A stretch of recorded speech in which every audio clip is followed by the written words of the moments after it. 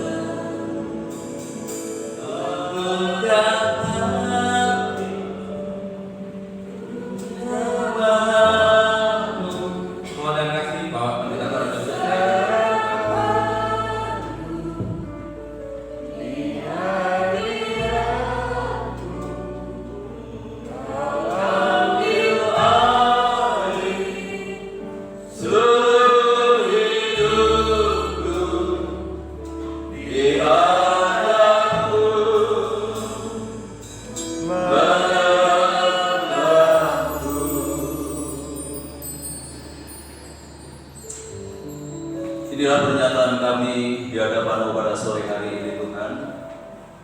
Kami buka hati kami buka kehidupan kami untuk Roh-Mu bekerja di dalam kehidupan kami.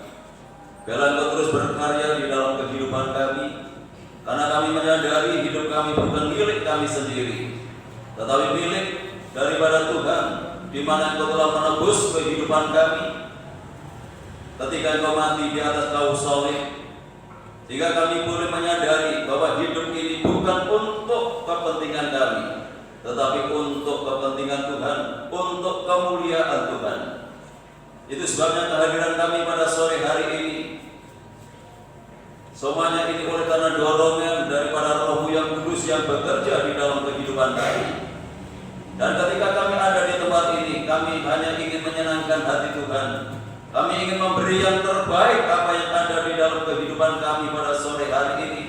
Lewat pujian-pujian yang kami nyanyikan di hadapan Tuhan, dengan hati yang mengasihi kepada Tuhan. Dan biarlah Tuhan yang berkenan atas kehidupan kami, karena inilah yang dapat kami lakukan, inilah yang dapat kami perbuat bagi hormat dan kemuliaan nama daripada Tuhan. Dan biarlah Engkau terus mengerjakan hidup kami di dalam ibadah pada sore hari ini. Kehidupan kami yang masih ditandai dengan berbagai kekurangan ini, lewat ibadah ini ya Tuhan, lewat kehadiran Tuhan dalam firman-Mu yang akan memperbaiki kehidupan kami, yang akan mengarahkan kami, yang akan menuntun kami sampai kami memiliki satu kehidupan yang sama seperti Engkau. Terima kasih Bapa, memberkati ibadah ini mulai dari awal hingga selesainya. Hamba-Hamba-Mu yang sudah mempersiapkan diri, ke dalam tangan-Mu kami serahkan, baik leader, singer, pemain musik, petugas LCD yang menaikkan doa, pelayan-pelayan berjamun kudus, maupun hamba-Mu yang akan menyampaikan firman-Mu. Mari Tuhan Engkau sucikan kami, kuduskan kami, terlebih pengurapan-Mu Engkau nyatakan dalam pelayan kami. Pelayanan ini boleh menjadi berkat bagi sidang jemaat-Mu dan boleh berkenan di hadapan Tuhan. Saudara-saudara kami yang lain yang mungkin saat ini masih dalam perjalanan, kami serahkan semua ke dalam tangan-Mu. Tuhan jaga, lindungi, sertai, tuntun dan bimbing mereka segera tiba di tempat ini bersama kami untuk memuliakan Tuhan. Kalau pekerjaan kuasa kegelapan yang ingin mencoba mengganggu jalannya ibadah ini, bahkan merebut berkat Tuhan yang Tuhan sediakan lewat ibadah ini, kami menyatukan hati bersama jemaat untuk memanggil nama-Mu, yaitu di dalam nama Tuhan Yesus Kristus. Dalam kuasa-kuasa yang bukan dari Allah, kami tolak, kami patahkan kuasanya di dalam nama Yesus. Dan biarlah Roh-Mu yang kudus menguasai tempat ini, menguasai hati dan pikiran kami, sehingga berkat ibadah ini seutuhnya boleh menjadi bagian di dalam kehidupan kami. Tuhan berkati gereja-gereja-Mu yang saat ini mengadakan ibadah yang sama yang kami lakukan. Bagaimana Tuhan memberkati kami, Tuhan memberkati mereka semuanya, agar nama Tuhan dipermuliakan. Hanya di dalam nama Tuhan Yesus Kristus Kepala Gereja, kami serahkan segala doa kami buka ibadah kami pada sore hari ini, dan yang siap untuk memuliakan Tuhan. Mari bersama kita katakan, amin.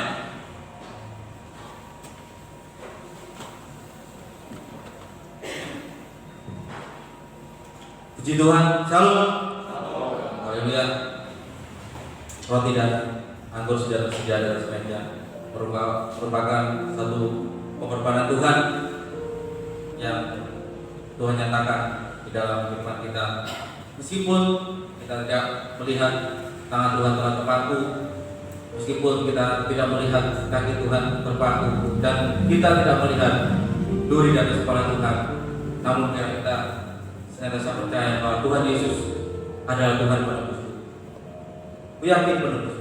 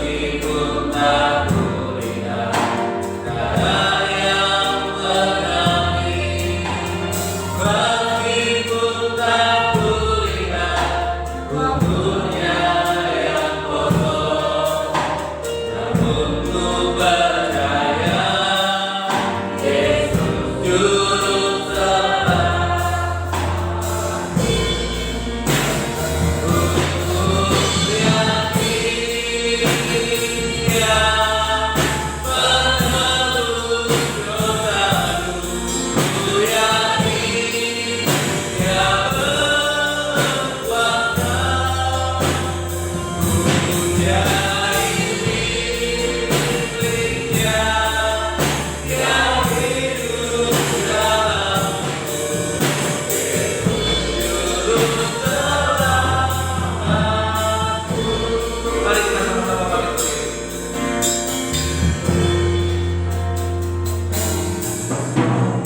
Meskipun tak kulihat tangan yang terpaku, meskipun tak kulihat kaki yang terpaku, meskipun tak kulihat mahkota dunia, namun ku percaya Yesus Tuhan penebusku.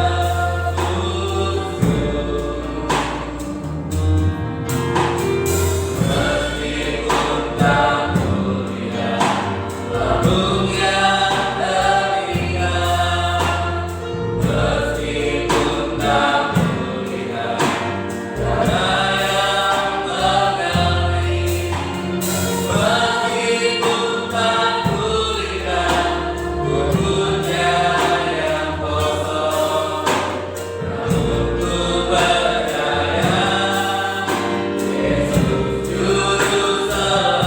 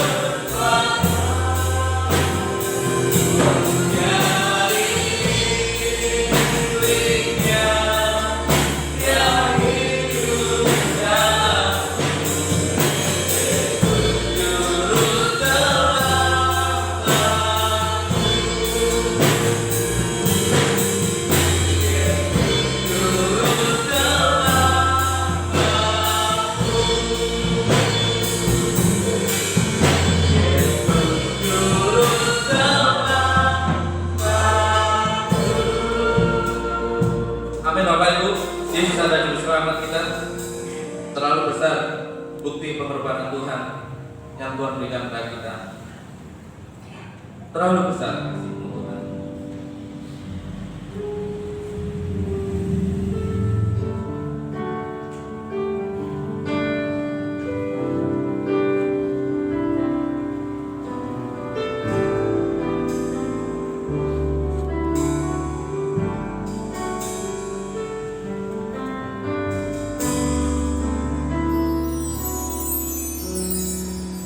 Telah ku melihat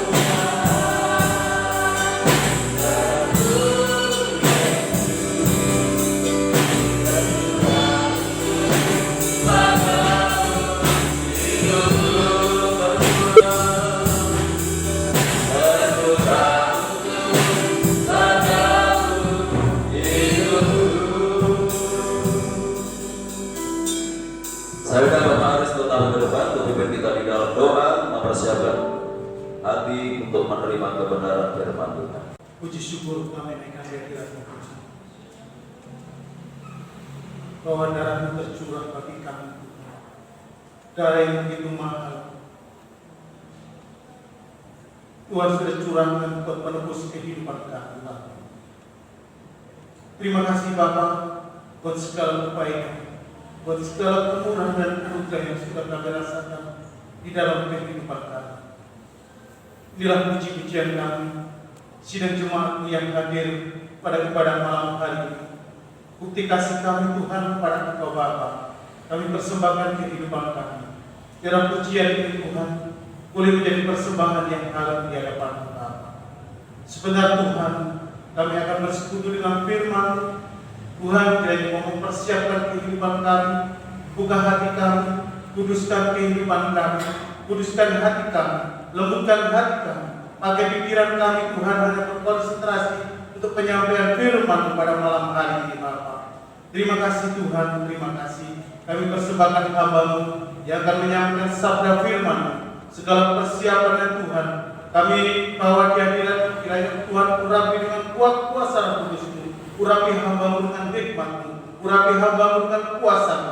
Biar Engkau sendiri Tuhan yang akan berbicara pada malam hari ini melalui firman-Mu Bapa. Segala kuasa-kuasa jahat, kuasa-kuasa iblis yang masih ada di ruangan ini, yang masih di dalam kehidupan kami, yang ingin mencuri berkat kami pada penyampaian firman pada malam hari ini, kami menyatukan hati kami tembing di dalam nama Tuhan Yesus Kristus, keluar dari tempat ini, dan biarlah kuasa Roh Kudus-Mu, Roh Allah Tuhan yang menguasai kehidupan kami, menguasai ibadah kami, menguasai penyampaian firman-Mu pada malam hari ini Bapa. Terima kasih Bapa, berfirmanlah Tuhan, dan kami siap untuk mendengarkan. Di dalam nama Tuhan Yesus Kristus, kami naikkan seluruh doa kami. Haleluya. Amin. Silakan duduk kembali. Bapak Ibu Saudara yang dikasihi oleh Tuhan, saya sampaikan shalom. Salam sejahtera di dalam kasih Tuhan kita Yesus Kristus. Terpujilah nama Tuhan. Pada malam hari ini kita dipertemukan kembali lewat ibadah PK. Dan malam hari ini ibadah kita dilengkapi dengan persekutuan dengan tubuh dan darah Tuhan yang mengingatkan kehidupan kita akan kasih-Nya yang sudah dinyatakan lewat pengorbanannya di atas kayu salib. Mari kita kembali kepada 1 Petrus pasal yang kedua ayat yang ke-16. Kita masih berbicara menjadi hamba Allah atau menjadi hamba Tuhan. Demikian firman Tuhan dalam 1 Petrus pasal yang kedua ayat yang ke-16. Hiduplah sebagai orang merdeka dan bukan seperti mereka yang menyalahgunakan kemerdekaan itu untuk menyelubungi kejahatan-kejahatan mereka, tetapi hiduplah sebagai hamba Allah. Saya sudah menyampaikan bahwa yang dimaksud hamba Allah atau hamba Tuhan di sini bukan berbicara masalah jabatan gerejawi. Bukan pendeta, bukan pendeta muda, bukan majelis gereja, pengurus gereja, bukan. Tetapi ini berbicara masalah karakter atau sikap orang yang sudah dimerdekakan oleh Tuhan. Yaitu statusnya berubah dari hamba dosa menjadi hamba Tuhan, menjadi hamba Allah. Jadi status kita orang yang percaya kepada Tuhan itu sudah berubah. Jadi kita ini menyandang status hamba Tuhan. Jadi semua. Jadi kita harus memahami dan menyadari bahwa kita ini adalah hamba Tuhan atau hamba Allah. Jadi sangat luar biasa pengorbanan Tuhan di atas kayu salib, yang dulu kita ini adalah orang yang menjadi hamba dosa, hidup kita disetir oleh dosa, dikuasai oleh dosa, dan sekarang lewat kematiannya di atas kayu salib, hidup kita diubah oleh Tuhan, tapi status kita diubah menjadi hamba-hamba Allah atau menjadi hamba Tuhan. Dua hal yang sudah kita pelajari berapa ribu yang lalu, yaitu hidup sebagai hamba Allah harus siap menjalankan tugas pelayanan, namanya hamba. Tidak ada hamba ketika mendapatkan tugas dari tuannya, dari atasannya, dia akan menolak. Tapi dia adalah orang yang siap untuk melaksanakan tugas. Ini adalah hamba Allah. Jadi kalau kita sebagai hamba Allah atau hamba Tuhan, ketika kita mendapatkan tugas dari Tuhan, tugas pelayanan, kita masih alasan ini, alasan itu, kegiatan ini, kegiatan itu, sebenarnya ini bukan hamba Tuhan. Namanya hamba itu hanya taat kepada tuannya. Saya tidak akan mengulangi, hanya sedikit ya untuk menyinggung masalah ini. Yang kedua, harus menjadi teladan. Ya, hamba Allah, hamba Tuhan itu harus menjadi teladan. Ya, baik dalam perkataan, dalam kekudusan, dalam kesetiaan, ya, dalam kesucian, itu harus jadi teladan. Jadi sebenarnya kita ini bukan orang yang bebas. Bebas dalam arti untuk mengikuti kemauan dan kehendak kita sendiri. Ketika status kita diubah oleh Tuhan menjadi hamba Allah, kita harus dapat menjadi teladan. Baik dalam perkataan kita, baik dalam kesetiaan kita, dalam kesucian kita. Kita harus dapat jadi teladan karena kita adalah sebagai hamba Allah. Selanjutnya, seorang hamba Allah, seorang hamba Tuhan harus ramah terhadap semua orang. Kalau berbicara masalah ini tidak hanya ketika kita ada di gereja, ketika kita ada di rumah, ketika kita ada di lingkungan masyarakat, ketika kita ada di dunia kerja, status kita tidak berubah, tetap hamba Allah, tetap hamba Tuhan, di mana kita harus menjadi orang yang ramah terhadap semua orang. 2 Timotius 2 ayat yang ke-24 mulai.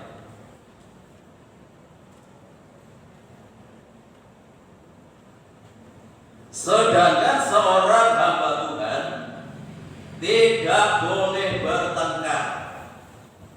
Jadi kalau hamba Tuhan itu tidak bertengkar. Kalau masih bertengkar bukan hamba. Kalau masih bertengkar bukan hamba Tuhan.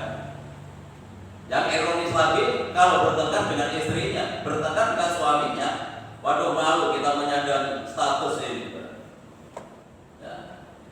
Menyandang status sebagai hamba Tuhan, tapi dengan istrinya, dengan suaminya kita masih bertengkar. Sedangkan di sini dikatakan sedangkan seorang hamba Tuhan tidak boleh bertengkar, tetapi harus ramah terhadap semua orang. Dia harus cakap, mengajar, sabar, dan dengan lemah lembut dapat menuntun orang yang suka melawan. Orang yang suka melawan sekalipun harus dituntun, harus dibimbing, harus diarahkan, dan malah diladeni sehingga timbul pertengkaran. Nah, itu hamba Tuhan. Lanjutannya. Dan dengan lemah lembut dapat menuntun orang yang suka melawan.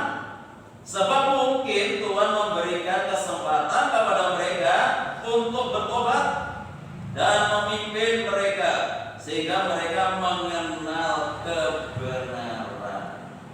Luar biasa. Nih loh, status sahabat Tuhan itu seperti ini. Jadi bukan ketika kita di gereja itu lalu di luar hambanya yang lain, enggak. Contohnya kalau seorang guru, apakah seorang guru itu hanya di sekolah dia berguru? Kan enggak toh. Ketika di luar lingkungan sekolah, statusnya mosok berubah? Kan enggak. Tetap dia seorang guru. Enggak berubah statusnya. Contohnya kalau Bapak Presiden, apakah jabatan presiden itu ketika ada di istana? Enggak. Ketika dia mau Jakarta, apa statusnya berubah? Enggak. Tetap statusnya tetap Bapak Presiden. Demikian pula kita sebagai seorang hamba Tuhan, status hamba Tuhan itu tetap melekat dalam kehidupan kita. Ketika kita ada di gereja, ketika kita ada di rumah, ketika kita ada di lingkungan masyarakat, di dunia kerja, bahkan dimanapun kita berada, status kita tidak berubah, tetap hamba Tuhan.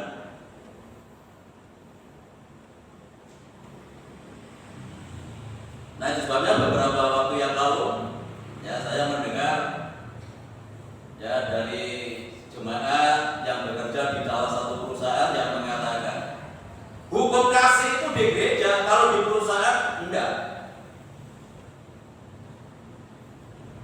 Begini orang Kristen. Jadi mengasihi itu hanya di gereja, kalau di luar enggak, kalau di perusahaan enggak. Jadi status kita tetap tidak berubah. Baik di gereja, di dunia kerja, dimanapun kita berada, status kita tidak berubah.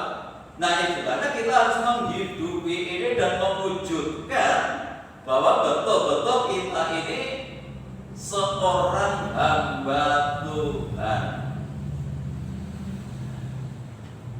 Kalau kita tidak bisa mewujudkan ini, berarti kita ini malah menghina pribadi Tuhan yang sudah menebus kita, yang sudah mengubah status kita ini dari hamba dosa menjadi hamba Tuhan. Ya, untuk mengubah status ini Tuhan rela mati di atas kayu salib. Ya. Sehingga kita tidak lagi menjadi hamba dosa, tetapi hamba Tuhan. Di dalam 2 Timotius ini seorang hamba Tuhan dijelaskan di sana, tidak boleh tukaran, ya, tidak boleh bertengkar. Ketika kita bermasyarakat, ketika kita menjalin hubungan kerja, kan bisa saja terjadi persoalan, bisa saja terjadi masalah. Tetapi jangan sampai timbul pertengkaran, apalagi yang memulai kehidupan kita. Tidak cocok. Kita sendiri malu dengan status yang nempel dalam kehidupan kita. Jadi status ini lewat pengorbanan Tuhan di atas kayu salib yang mengubah kehidupan kita dari orang yang tidak berarti menjadi orang yang berarti, dari orang yang tidak berharga dijadikan berharga di mata Tuhan. Nah, itu sebabnya jangan hanya statusnya, tetapi tindakan kita harus nyata.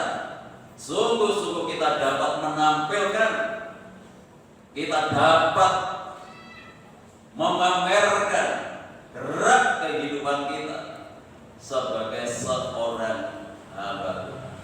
Kalau sudah mulai mungkin pembicaraan itu memanas, ingat, kadang-kadang orang kan sudah lupa kalau sudah pembicaraan itu sudah mulai menghangat itu, sudah lupa statusnya. Bukan hamba Tuhannya yang muncul, tetapi paroknya nanti yang muncul. Ya, bukan pendetanya yang muncul, pendekarnya yang muncul.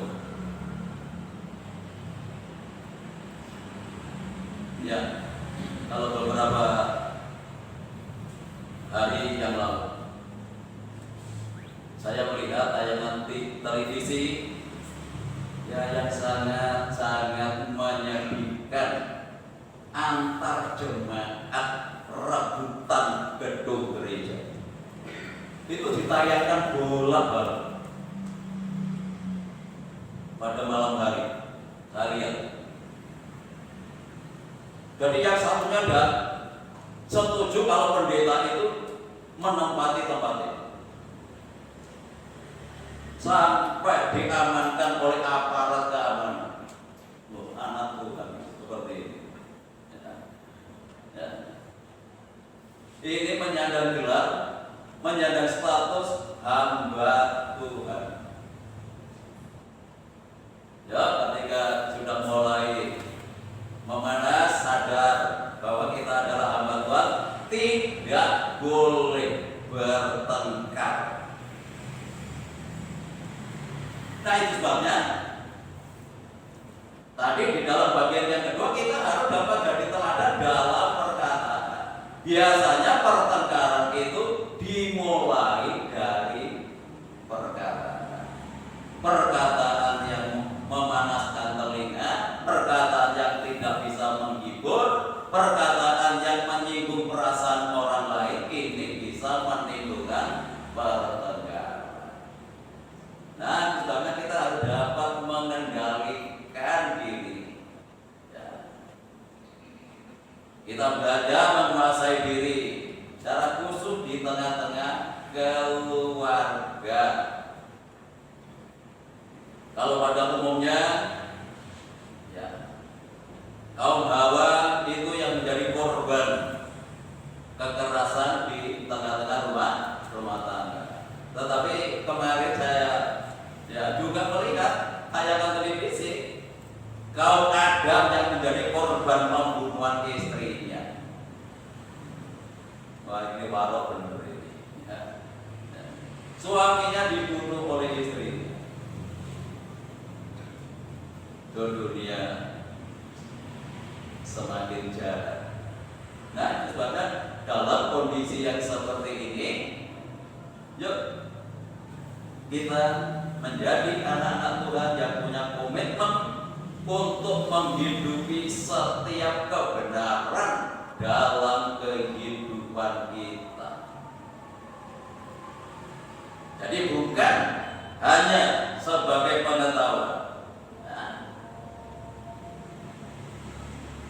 tetapi nyata di dalam hidup kita. Memang itulah tujuan Tuhan. Tujuan Tuhan itu memanggil kehidupan kita memang untuk mengubah dari hamba dosa menjadi hamba Allah. Statusnya berubah, sikap kita juga harus berubah. Itu tujuan pelayanan. Tujuan pelayanan Tuhan itu untuk mengubah Paulus yang jahat menjadi orang yang baik. Sakeus yang medit menjadi orang yang bermurah hati. Ini pelayanan Tuhan. Wanita Samaria, ya, yang banyak orang rumah tangga menjadi korban oleh karenanya. Ketika bertemu Tuhan berubah menjadi orang yang luar biasa, memenangkan banyak jiwa. Tujuan Tuhan, pelayanan Tuhan itu untuk mengubah. Ya, kalau kemarin saya ada pertemuan, Bapak, ada beberapa hal yang dibicarakan oleh hamba Tuhan yang mengenai COVID-19 ini, dampak daripada COVID-19 ini. Ada beberapa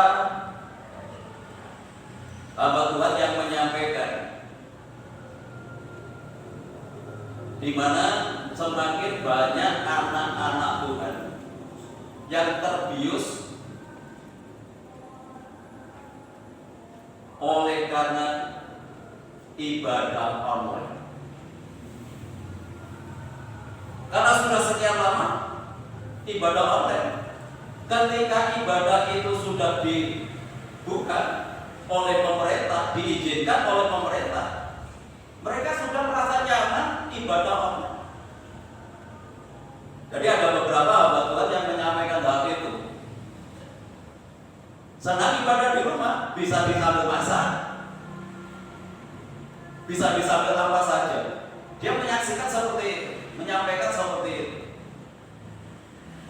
Banyak hamba Tuhan yang mengeluh karena ini. Kalau nggak begitu, bukan YouTube dari gerejanya yang dibuka, YouTube yang lain, sehingga tidak terarah kehidupan rohani, tidak tergembala kehidupan rohani.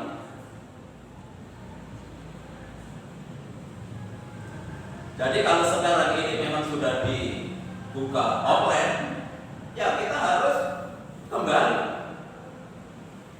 Ya sebabnya dalam Ibrani pasal 10 ayat 25 itu menjadi dasar kita. Jangan tinggalkan pertemuan ibadah kita. Jadi ini jebakan kuasa kegelapan untuk menyeret anak-anak Tuhan yang sudah tidak ada keinginan lagi untuk datang beribadah.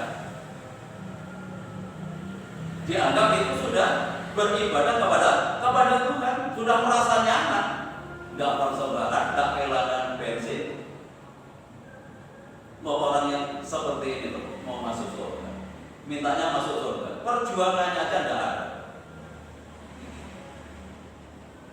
Kadang mau berjuang orang-orang seperti ini. Itu masih berbicara masalah ibadah saja nggak benar. Bagaimana bisa mengubah kehidupannya? Menghargai ibadah saja tidak. Ya. Kalau lihat YouTube sambil ngasal, bagaimana itu dikatakan ibadah? Yang lebih mengerikan lagi hari-hari ini malah sekolah teologi ya. Cukup lewat online tanpa tatap muka. Padahal sebenarnya sebagai seorang hamba Tuhan itu perubahan karakter, bukan hanya pengetahuan. Bagaimana bisa membuat jemaat kalau dirinya sendiri tidak berubah? Bagaimana bisa terbentuk karakternya kalau dia ada di rumah? Ini mengkhawatirkan untuk pelayanan yang akan datang. Dengan kemajuan teknologi seperti ini, kalau kita tidak berhati-hati menjadi anak Tuhan yang betul-betul mengenal kebenaran. Jadi tujuan Tuhan untuk datang ke dalam Tuhan untuk mengubah, pelayanan untuk mengubah. Jadi juga seperti ini. Kita pun juga harus berubah. Itu yang diharapkan Tuhan dalam kehidupan ini. Kalau dulu suka bertengkar, sekarang harus berubah. Tidak boleh bertengkar. Harus ramah terhadap semua orang. Ya, belajar ramah. Kalau sekarang nggak bisa ramah karena pakai masker kan. Belajar ramah, tidak bisa menerima semua orang di dalam kehidupan. Kalau bisa menerima orang lain, orang yang ramah itu bisa menerima, bisa ya berdampingan dengan semua orang. Jadi tidak hanya yang baik saja, yang cocok saja. Ramah itu seperti itu, bisa welcome kepada semua orang. Ya, apalagi gereja. Ya, gereja kan harus bisa menerima semua orang. Ya, terpujilah nama daripada Tuhan. Ya, harus akan mengajar sabar dan dengan lemah lembut dapat menuntun orang. Orang siapa? Orang yang suka melawan. Jadi kalau ada orang melawan, jangan usah diladeni. Harus sabar menghadapi orang-orang seperti ini. Kita ini adalah hamba Tuhan, tidak hanya di gereja, di lingkungan masyarakat, di dunia kerja. Jangan lupa, saya adalah hamba Tuhan. Kalau ada ya orang yang mungkin perkataannya kasar, perkataannya keras, yang menyinggung, harus dapat menuntut orang itu. Jangan diladeni. Jangan kata sebab mungkin Tuhan memberikan kesempatan kepada mereka untuk bertobat, memimpin mereka sehingga mereka mengenal kebenaran. Kalau kita meladeni mereka, ketika mereka keras, ya sami mawon sama-sama tidak mengenal kebenaran. Jadi kalau ini hubungannya keluarga suami istri, kalau sudah mulai memanas, salah satu harus bisa menuntun, membimbing, ya. Jangan sampai timbul pertengkaran. Orang yang suka melawan ini berarti orang yang belum bertobat. Nah, dengan sikap yang seperti ini, kita bisa menuntun mereka, memimpin mereka kepada pertobatan. Jadi kalau suami juga masih keras, kasar, itu belum bertobat. Istri yang suka melawan, sami mawon, belum bertobat. Termasuk saya, walaupun saya menyampaikan firman Tuhan sekalipun, kalau saya sendiri tidak berubah, sama status saya juga belum bertobat. Yang perlu tuntunan, yang perlu bimbingan. Ya, itu bagian yang ketiga, ramah terhadap semua orang. 1 Korintus pasal yang keempat. 1 Korintus pasal 4 ayat yang ke-12. Ini adalah pernyataan Rasul Paulus. Kami melakukan pekerjaan tangan yang berat. Kalau kami dimaki, kami memberkati. Kalau kami dianiaya, kami sabar. Kalau kami difitnah, kami tetap menjawab dengan ramah. Loh, ini yang gak gampang seperti ini. Ini menunjukkan bahwa kita itu betul-betul layak menyandang gelar hamba Tuhan. Apa yang 13? Kalau kami difitnah, kami tetap menjawab dengan ramah. Kami telah menjadi sama dengan sampah dunia, sama dengan kotoran dari segala sesuatu, sampai pada saat ini, sampai ketika ayat ini ditulis oleh Rasul Paulus. Ini pekerjaan yang berat. Ya. Kalau kami dimaki, ya, saudara punya pengalaman dimaki orang, dicaci maki? Apa yang dilakukan Rasul Paulus di sana ketika dicaci maki? Dia memberkati. Tidak gampang ini. Ya, ketika orang caci maki, doanya tidak memberkati. Ya, untuk praktek seperti ini tidak gampang. Tapi ini sudah dilakukan. Ini pengalaman. Ini pengalaman Rasul Paulus, pada latar belakangnya dia adalah orang yang keras, tidak cocok dengan hatinya buruk. Nah, seperti Stefanus, paling tidak di penjara, disiksa oleh Paulus. Itu latar belakangnya. Tapi setelah ditangkap oleh Tuhan, itu pengalaman hidupnya. Dia mengalami satu perubahan dari hamba dosa menjadi hamba Tuhan, yang diwujudkan dalam sebuah tindakan yang nyata. Ketika ya, dia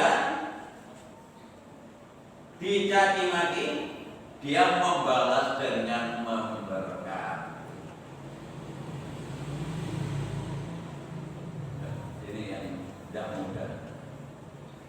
Kita harus terus belajar. Soal kebenaran itu nyata dalam hidup kita. Kalau saudara punya pengalaman dicaci maki, malah tambah sebaliknya, mungkin tambah keras, gitu. Ya, berubah, belajar untuk memberkati.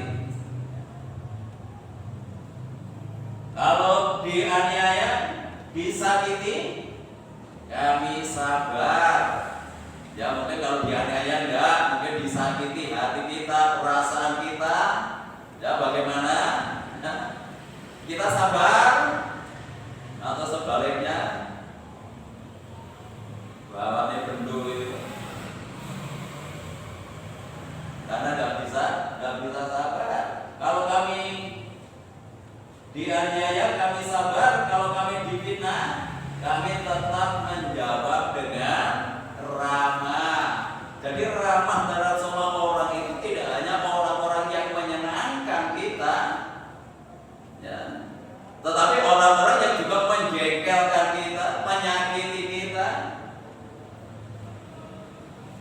Difitnah itu, aduh, nggak enak. Betul-betul sakit kok kita nggak melakukan. Nah, ini betul-betul pengorbanan perasaan. Kalau orang itu difitnah, biasanya orang difitnah itu pasti muntah, emosinya yang muncul, kemarahannya yang timbul. Tetapi tidak demikian seorang hamba Tuhan seperti Paulus ini. Ya, ketika dia difitnah tetap menjawab dengan ramah. Jadi keramahan kita itu harus kita tampilkan kepada semua orang, baik yang menyenangkan maupun yang tidak menyenangkan. Ya, puji Tuhan. Ya, itu pasal 1. Ini orang yang mengatakan mengenal kepada Allah, tapi mengenalnya kepada Allah itu hanya sebatas pengakuannya. Jangan sampai hidup kita itu seperti ini. Titus pasal 1 ya, ayat 16. Mereka mengaku mengenal Allah, tetapi dengan perbuatan mereka, mereka menyangkal Dia. Mereka keji dan durhaka dan tidak sanggup berbuat sesuatu yang baik. Dia sendiri mengatakan bahwa dia menyangka mengenal Allah, hanya perasaannya saja mengenal Allah, tapi belum tentu Allah itu mengenal dia. Terbukti dari apa? Dari tindakannya.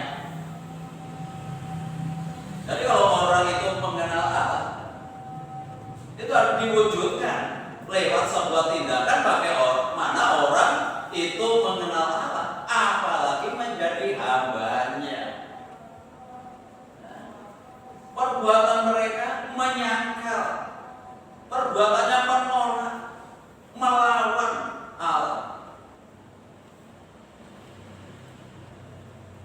Mereka adalah orang yang keji, orang yang durhaka, yang gak sanggup berbuat baik. Jangan kita hanya merasa mengenal Allah, merasa dirinya mengenal Allah, atau sebaliknya merasa dirinya hamba Allah, tetapi tindakannya tidak menunjukkan bahwa dia adalah orang yang mengenal Allah.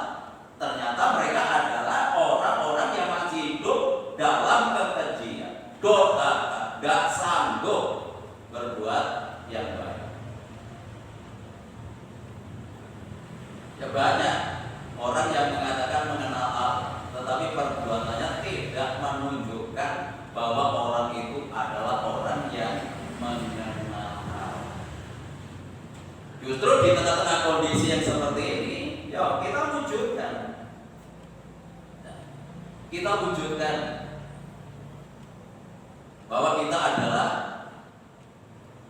orang-orang yang tidak sebatas mengenal Allah, tetapi kita adalah hamba-hamba Allah. Kita adalah hamba-hamba Tuhan. Status ini tidak hanya ketika ada di gereja. Kalau di gereja semua berbuat baik, semua ramah. Kalau di gereja, tidak ada yang memfitnah di gereja. Tapi nanti kalau sudah keluar gereja, baru kelihatan aslinya, apakah kita betul-betul adalah hamba Tuhan atau betul-betul kita adalah hamba. Tetapi kalau kita menyadari bahwa status ini tidak berubah, tidak hanya ketika ada di gereja, dimanapun kita berada, status ini tetap melekat dalam kehidupan kita. Nah, untuk itu harus kita wujudkan dalam sebuah tindakan supaya kita ini menjadi orang yang layak untuk menyandang gelar ini, yaitu hamba Allah. Dan jangan hanya sebatas pengakuan kita bahwa kita adalah orang yang mengenal Allah, tetapi tindakan kita adalah orang yang menyangkal. Menyangkal itu adalah orang yang melawan kepada Allah.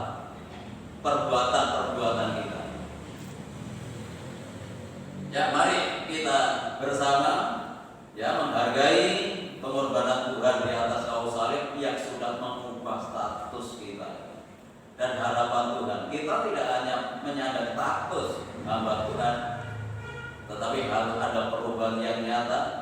Betul-betul kita adalah orang-orang yang layak yang disebut hamba Tuhan. Inilah tujuan Tuhan, untuk mati di atas kayu salib supaya kita berubah. Suka nggak suka, mau nggak mau, kita harus dituntut untuk ini. Kenapa semua akan diubah? Dunia yang kita tempati tidak akan seperti ini lagi. Tuhan menyediakan langit dan bumi yang baru, diubah semua menjadi baru. Tentu ini menjadi harapan kehidupan kita. Dan untuk masuk ke sana tuh prosesnya seperti ini. Kalau kita tidak ada pembaruan, tidak ada perubahan, ya kita tidak akan layak menempati bumi dan langit yang baru yang Tuhan sediakan di dalam kehidupan kita. Yuk kita terus berpacu untuk berubah, berpacu untuk menyenangkan hatinya Tuhan. Nah sekarang untuk apa lagi hidup ini? Kita ini sudah di ujung maut. Dengan adanya virus seperti ini, siapa saja bisa menjadi korban. Tentu kalau hal ini terjadi, memang Tuhan izinkan di dalam kehidupan kita, termasuk orang yang percaya kepada Tuhan, supaya lebih lagi bergantung hidup ini hanya kepada Tuhan. Kalau dunianya saja sudah seperti ini, apalagi harapan kita untuk dunia ini. Nah untuk itu, dengan kesempatan yang masih Tuhan anugerahkan di dalam kehidupan kita, jangan pernah kita sia-siakan. Tampillah sesuai dengan status yang Tuhan taruhkan di dalam kehidupan kita sebagai seorang hamba Allah. Tuhan Yesus memberkati kita. Mari kita siapkan hati kita untuk bersekutu dengan Tuhan. Mari kita pujikan Tuhan dan salib. Kita arahkan hati dan pikiran kita hanya kepada korban Tuhan di atas kayu salib yang sudah mengubah kehidupan kita. Status kita dari hamba dosa menjadi hamba Allah. Amin.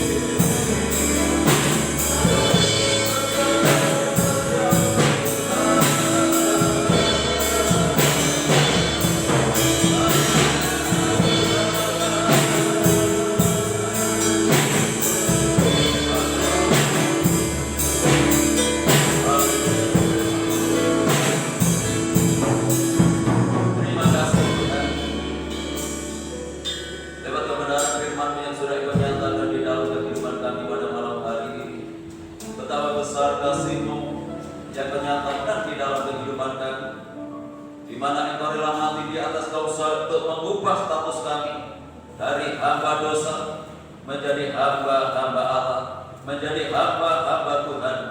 Dari orang yang tidak berarti, Engkau membuat kami menjadi orang yang berarti.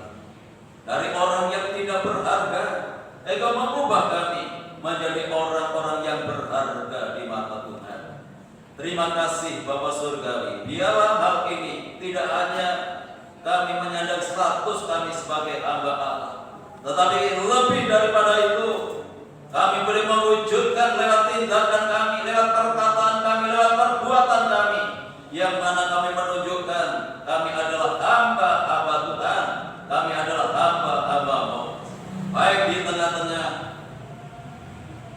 sidang jemaat, di tengah-tengah keluarga, di tengah-tengah lingkungan masyarakat, bahkan dimanapun kami berada, kami menunjukkan bahwa sikap kami adalah seorang hamba Tuhan. Terima kasih Bapa Surgawi, kalau selama ini kami hanya menyandang status tetapi tidak dapat mewujudkan status itu dalam sebuah tindakan. Ampuni segala dosa kami, kesalahan kami, kekurangan kami, sucikan kehidupan kami. Kalau sebentar lagi kami akan bersekutu dengan tubuh dan darah-Mu, menjadi layak di hadapan Tuhan, dan persekutuan ini boleh menjadi berkat di dalam kehidupan kami. Kami menyerahkan hamba-hamba-Mu yang saat ini sudah mempersiapkan diri untuk melayani pekerjaan yang mulia ini. Tuhan, kuduskan kehidupannya, Engkau sucikan hidupnya, pengurapan-Mu Tuhan nyatakan sehingga pelayan boleh menjadi berkat dan boleh berkenan di hadapan Tuhan. Roti dan anggur yang sudah tersedia di atas meja ini, Tuhan turunkan berkat-Mu di dalamnya, sehingga kami tidak melihat roti dan anggur secara jasmani. Ini adalah pecahan-pecahan tubuh-Mu, ini adalah curahan darah-Mu yang Kau kerjakan di atas kayu salib untuk keselamatan kehidupan kami. Terima kasih Tuhan, dalam nama Tuhan Yesus kami berdoa dan mengucap syukur. Haleluya. Amin. Saya dan semua Tuhan berdiri. Bapak Ibu yang dikasihi oleh Tuhan, mari kita angkat tubuh Tuhan lebih tinggi dari kepala kita. Haleluya. Dia merelakan tubuhnya dipecah-pecahkan oleh karena menyatakan kasih-Nya kepada kita. Dari hamba dosa diubah menjadi seorang hamba Allah. Untuk itu dengarkan firman Tuhan, sebab apa yang telah kuteruskan kepadamu telah aku terima dari Tuhan, yaitu bahwa Tuhan Yesus pada malam waktu yang diserahkan mengambil roti, dan sesudah itu Ia mengucap syukur atasnya, Ia memecah-mecahkannya dan berkata, inilah tubuhku yang diserahkan bagi kamu. Perbuatan ini menjadi peringatan akan aku. Bukankah roti yang kita pecah-pecahkan adalah persekutuan di dalam tubuh Kristus? Amin. Mari kita makan dengan iman dalam nama Tuhan Yesus Kristus.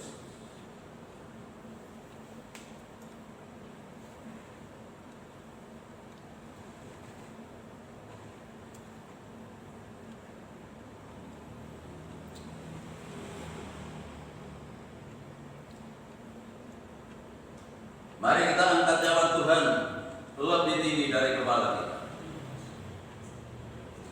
Demikian juga Ia mengambil cawan sesudah makan lalu berkata, cawan ini adalah perjanjian baru yang dimeteraikan oleh darahku. Perbuatlah ini setiap kali kamu meminumnya menjadi peringatan akan aku. Sebab setiap kali kamu makan roti ini dan minum cawan ini, kamu memberitakan kematian Tuhan sampai Ia datang. Bukankah anggur yang dicurahkan adalah persekutuan di dalam darah Kristus? Amin.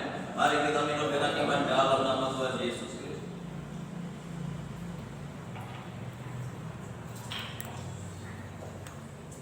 Haleluya. Mari kita angkat kedua belah tangan kita mengucap syukur kepada Tuhan atas segala kebaikan-Nya, atas segala kasih-Nya yang sudah Tuhan nyatakan ketika Dia mati di atas kayu salib untuk mengubah status kita dari hamba dosa menjadi hamba Allah, dari kehidupan yang tidak berarti menjadi berarti di hadapan Tuhan.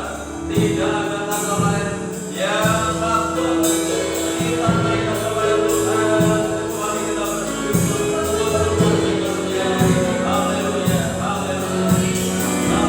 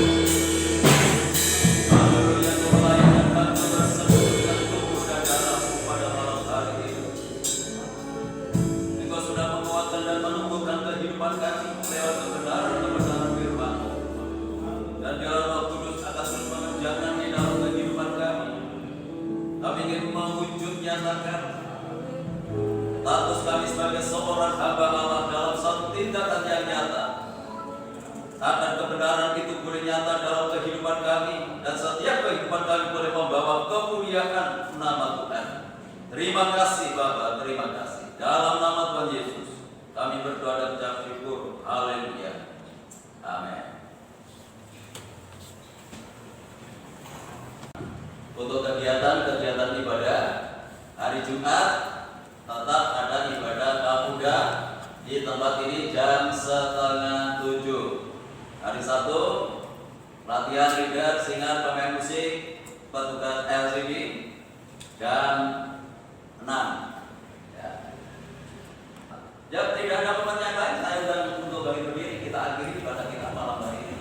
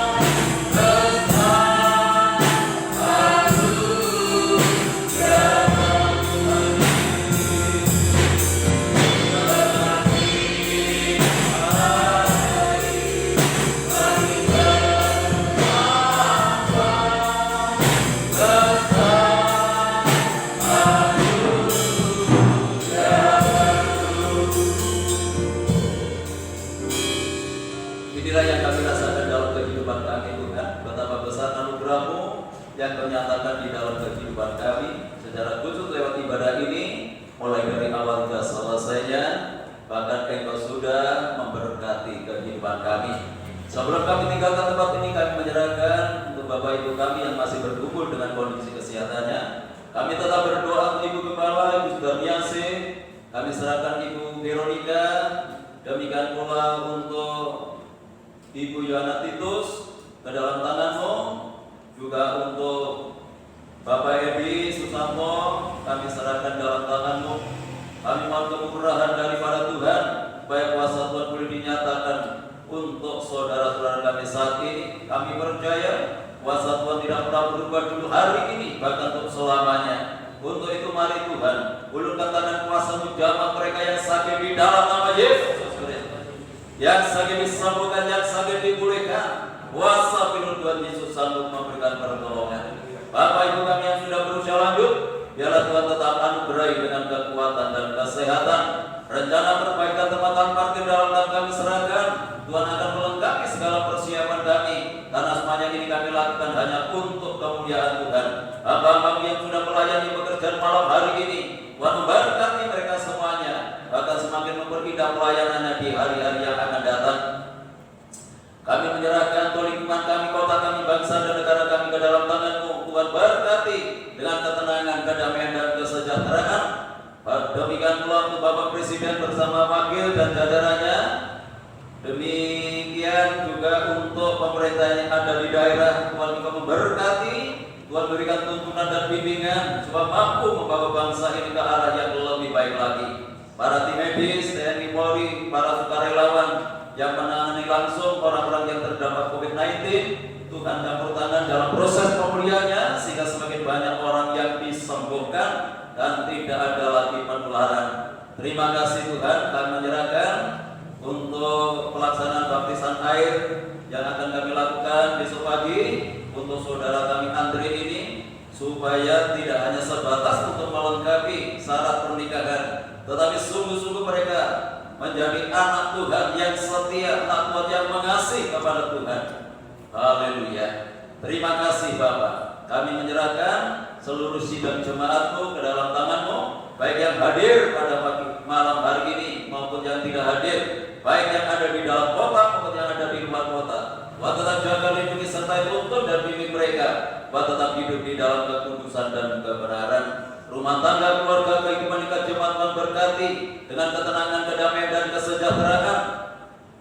Segala usaha, pekerjaan, tugas dan tanggung jawab yang mereka lakukan, Tuhan buat berhasil dan beruntung. Tidak ada rumah tangga, keluarga, anak-anakmu yang hidup di dalam kekurangan.